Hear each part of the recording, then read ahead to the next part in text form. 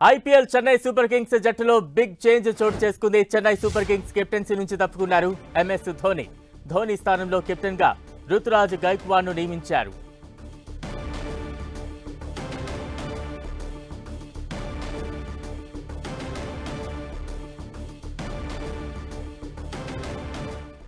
Right, మొత్తంగా big breaking news అనే చెప్పాలి. ఐపీఎల్ చెన్నై సూపర్ కింగ్స్ జట్టులో బిగ్ చేంజ్ అయితే చోటు చేసుకుంది. చెన్నై సూపర్ కింగ్స్ కెప్టెన్సీ నుంచి తప్పుకున్నారు ఎంఎస్ ధోని. ధోని స్థానంలో కెప్టెన్ రుతురాజ్ గైక్వాడ్ ను నియమించారు. అయితే చాలా కాలంగా చెన్నై సూపర్ కింగ్స్ ను విజయ పరంపర కొనసాగేలా ధోని కొనసాగుతూ ఉన్నారు. కెప్టెన్సీ బాధ్యతలను తొలి నుంచి కూడా ఆయన మోస్తూ ఉన్నారు. అయితే ఐపీఎల్ మ్యాచ్ ఇక రేపటి నుంచి స్టార్ట్ అవుతుంది అన్నప్పుడు ఇదొక బిగ్ బ్రేకింగ్ న్యూస్ కింద చూడాలి. ఐపీఎల్ చెన్నై సూపర్ కింగ్స్ జట్టులో కెప్టెన్సీ నుంచి ఎంఎస్ ధోని అయితే తప్పుకుంటున్నారు. ఆ స్థానంలో రుతురాజ్ గైక్వాడ్ ను నియమించారు.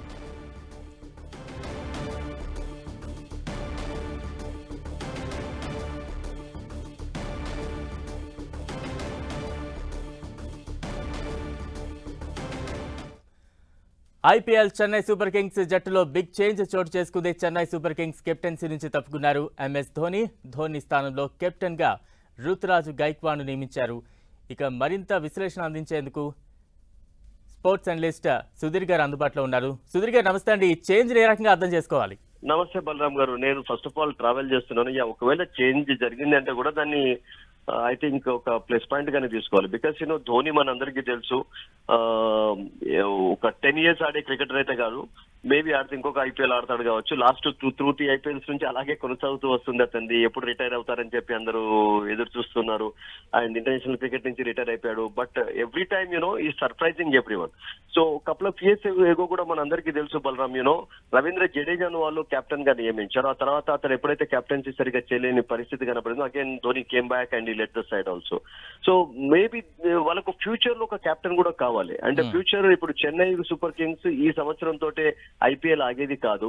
అది కంటిన్యూస్ గా నడిచే టోర్నమెంట్, సక్సెస్ఫుల్ గా నడుస్తున్నటువంటి టోర్నమెంట్ కనుక ఆ మేనేజ్మెంట్ అయినా కానీ ఫ్యూచర్ ను దృష్టిలో ఉంచుకొని కొన్ని తీసుకుంటారు. ఇప్పుడు రోహిత్ శర్మ కాకుండా కూడా హార్దిక్ పాండ్యాని ఎందుకు కెప్టెన్ గా చేశారంటే దాని వెనకాల కూడా రీజన్ ఉంది. Rohit Sharma is nearing 40 actually, and Hardik Pandya 30s లో ఉన్నాడు కనుక ఐ థింక్ ఇంకొక 4-5 years వరకు వాళ్ళకు ఒక లీడర్ కావాలని చెప్పి ఎంపిక చేశారు. సో ఐ థింక్ ఒకవేళ రుతురాజ్ గైక్వాడ్ కు పగ్గాలు అప్పచెప్తున్నారంటే I think it's good news గానే భావించాలి. Dhoni will be there because ఎవరు కెప్టెన్ గా ఉన్నా కానీ Dhoni will definitely take control of everything actually. So Dhoni ఉన్నప్పుడు అతడు నేర్చుకునే ఛాన్స్ కూడా ఉంటది కనుక ఐ థింక్ ఇట్స్ ఒక గుడ్ ప్లస్ పాయింట్ గానే మనం భావించవచ్చు. అంటే రుతురాజ్ గైక్వాడ్ ధోని కెప్టెన్సీ ప్లేస్ ని ఎంతవరకు రీప్లేస్ చేయగలుగుతాడంటారు? ఒక్కటి చెప్పండి బలరాం గారు, ఇప్పుడు అలా రిప్లేస్మెంట్ అంటే మనం అసలు యాక్చువల్ గా యూ కాంట్ ఇమాజిన్ చేయలేదు. ధోని లాంటి ఒక కెప్టెన్ కానివ్వండి, గంగూలీ లాంటి ఒక కెప్టెన్, ఆ తర్వాత విరాట్ కోహ్లీ, రోహిత్ శర్మ సక్సెస్ఫుల్ గా కెప్టెన్స్ చేస్తూ వచ్చారు. బట్ ఇప్పుడు ఒకవేళ సడన్ గా ఇండియన్ టీమ్ లో కూడా రోహిత్ లేకుంటే ఏం పరిస్థితి అనేటువంటి సిచ్యువేషన్ ఉంది. ఎందుకంటే విరాట్ కోహ్లీ తప్పించుకున్నట్టు కెప్టెన్సీ నుండి. మేబీ ఫ్యూచర్ లో శుభ్మన్ గిల్ కావచ్చు, ఆర్ లేకుంటే జైస్వాల్ కావచ్చు, ఇన్ ఫ్యూచర్ నేను మాట్లాడుతున్నాను, ఆర్ బుమ్రా కావచ్చు, వీళ్ళకు ఛాన్సెస్ ఉంటాయి. సో ఒక మంచి కెప్టెన్ పోయిన తర్వాత డెఫినెట్లీ ఆ ప్రెషర్ అనేది ఉంటుంది. That we observed also. అంటే రవీంద్ర జడేజాను కెప్టెన్ గా చేసినప్పుడు కూడా అతను చక్కగా దాన్ని హ్యాండిల్ చేయలేకపోయాడు.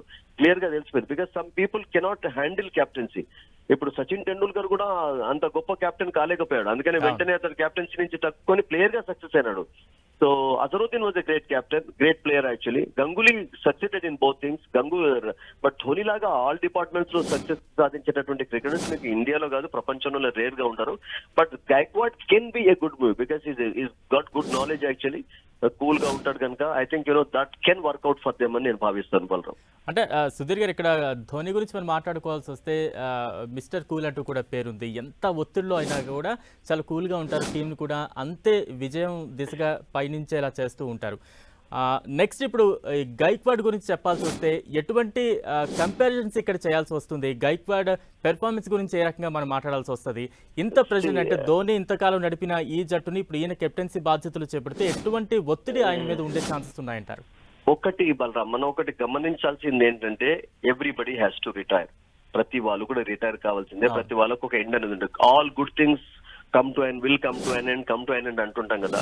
ఇవాళ కాకుండా ధోని అయితే రేపు చెన్నైకి అయితే ఆడని పరిస్థితి అయితే కనబడుతుంది కదా. మేబీ నెక్స్ట్ ఇయర్ కావచ్చు, ఇంకొక సంవత్సరం అనుకుంటాం. 45 years వరకు ఎక్స్పెక్ట్ చేస్తాం ఒకవేళ చేసినట్లయితే.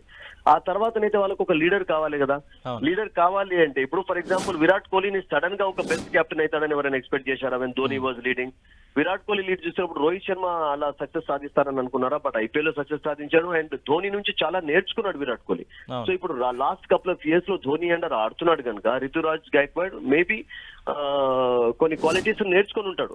అండ్ ధోని కూడా నేను అనుకుంటాను చాలా పాఠాలు నేర్పుతాడు కూడా ఆఫ్ ద ఫీల్డ్. ఇప్పుడు అతని ప్రజెన్స్ ఇంపార్టెంట్ అని. First of all on the pitch Dhoni ఉన్నాడా లేదా, that will make huge difference Balaram. So అలా ఉన్నాడు అంటే నేర్చుకోవడానికి చాలా చాలా ఉంటాయి. సో ఒక్కసారి సడన్ గా ద బెస్ట్ కెప్టెన్ కావాలంటే అందరు కాలేరు. బికాస్ మీరు గతంలో చూసినట్లయితే 1980s లో, అంటే జస్ట్ ఎగ్జాంపుల్ యాడ్ చేస్తున్నాను, ఇంగ్లాండ్ మైక్ బ్రేడ్లీ బ్యాటింగ్ చేయకున్నా కానీ ఒక బెస్ట్ కెప్టెన్ గా ఎబిలిటీ ఉండే కనుక తీసుకునేది అండ్ ఆషియాస్ లో విక్టరీ సాధించారు. Gautam was not successful as a captain. So వెంటనే అతన్ని తీసుకొని వచ్చారు. సో ప్రతి కంట్రీలో కూడా Lloyd was a great captain, Gavaskar was a good captain, but Azhar was a good captain. So captaincy అనేది అందరూ చేయలేరు, అందరికీ కుదరదు. ఇప్పుడు వెంకటర్కర్ అండ్ శ్రీకాంత్ సక్సెస్ఫుల్ కాలేకపోయారు, తర్వాత అజరుద్దీన్ వచ్చాడు. సచిన్ టెండూల్కర్ కూడా సక్సెస్ కాలేదు అసలు యాక్చువల్ గా. సో ధోని లాంటి క్వాలిటీస్ అందరికి ఉండాలంటే ధోని జస్ట్ ఒక యూనో రేరెస్ట్ ఆఫ్ రేర్ అంటాం కదా, అటువంటి దాంట్లో ఉంటారు. అంటే మనం కౌంట్ చేయొచ్చు ఫింగర్స్ మీద ధోని లాంటి కెప్టెన్స్ ప్రపంచంలో ఇప్పటి వరకు. సుధీర్ గారు, అంటే ఇంత సడన్ చేంజ్ ఎందుకు వచ్చింది? దీని వెనక ఏమైనా కారణాలు ఉన్నాయనుకోవచ్చా? అంటే ఐపీఎల్ మ్యాచ్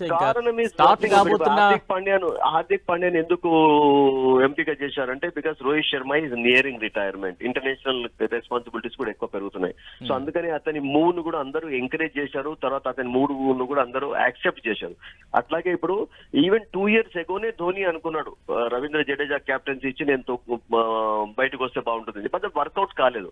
అందుకని మళ్ళీ అతని యొక్క సర్వీసెస్ వాళ్ళు కోరుకున్నారు. బట్ నేనేమనుకుంటానంటే ఇప్పుడు ఇంకా మరింత ఏజ్ అతని పెరుగుతుంది కనుక ఇన్ ఫ్యూచర్ ఒకళ్ళైతే ఎదగాలి, నేర్చుకోవాలి, ఉండాలి అన్నటువంటి ఒక డెసిషన్ కు వచ్చారు management. I think it's a good move గా భావించాలి మనం. రైట్, థ్యాంక్ యూ సుధీర్ గారు. Thank you.